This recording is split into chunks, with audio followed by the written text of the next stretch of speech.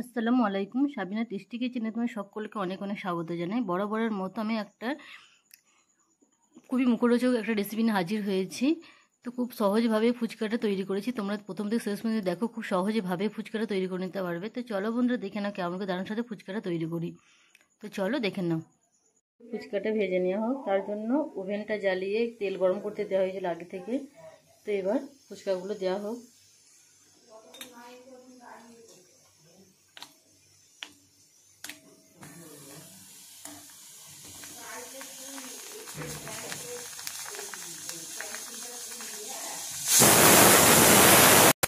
তো এই একইভাবে সমস্ত ফুচকাগুলোকে ভেজে নেওয়া হবে।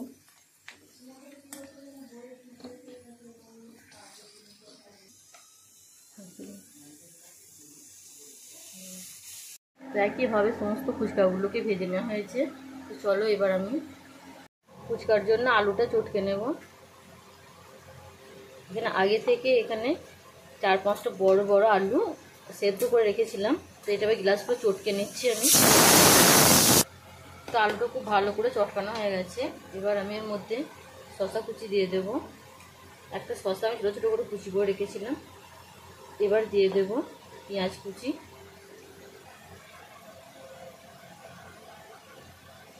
দিয়ে দেবো 1 চামচ ধনে গুঁড়ো, আর দিয়ে দেব আমি 4-5টা কাঁচা লঙ্কা কুচি।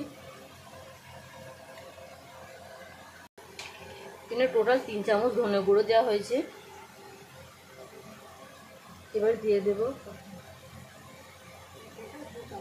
2 চামচ জিরে গুঁড়ো। এবার দিয়ে দেব চিলি ফ্লেক্স।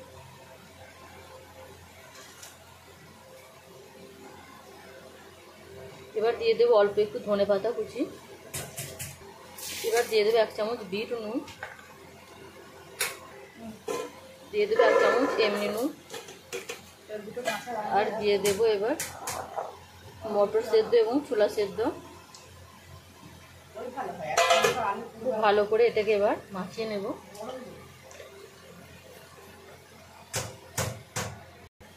এবার আমি এর মধ্যে 1 চামচ দিয়ে দেবো পুদিনা চাটনি।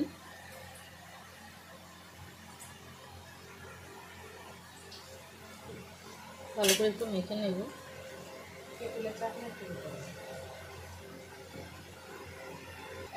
এবার এর মধ্যে দিয়ে দেবো 3 চামচ তেঁতুলের পাল্প।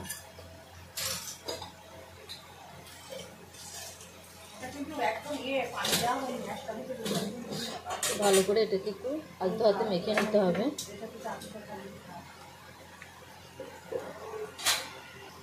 এবার দিয়ে দেবো 2 চিপ লেবু,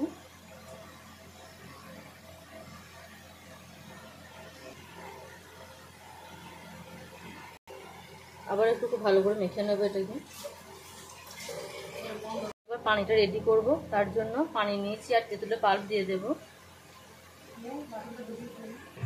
এবার দিয়ে দেবো এর মধ্যে 1 চামচ বিট লবণ, আর দিয়ে দেবো 2 চিপ লেবু,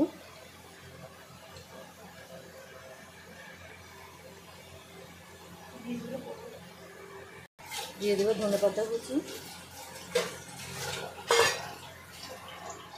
এবার দিয়ে দেবো 1 চামচ জিরে গুঁড়ো। এবার দিয়ে দেবো 1 চামচ রেগুলার নুন। এবার দেবো 1 চামচ ধনে গুঁড়ো, পুদিনা চাটনি।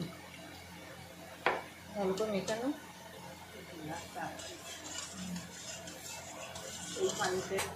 পানিটা রেডি হয়ে গেছে। তো চলো এবার ফুচকাগুলো সাজিয়ে নেওয়া হোক।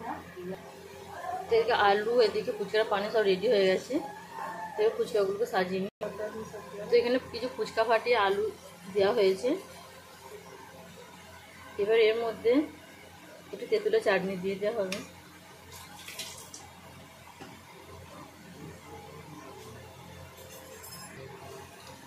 তো এটাকে তেঁতুলের চাটনি দিয়ে খুব সুন্দরভাবে এটাকে গার্নিশ করে নেওয়া হয়েছে।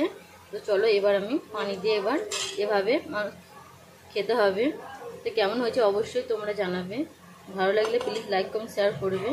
চ্যানেলে নিউ হলে প্লিজ চ্যানেলটা সাবস্ক্রাইব করে দেবে। তো চলো, ততক্ষণ সকলে ভালো থাকো। ফিরে আসবো আবার নতুন কোনো রেসিপি নিয়ে।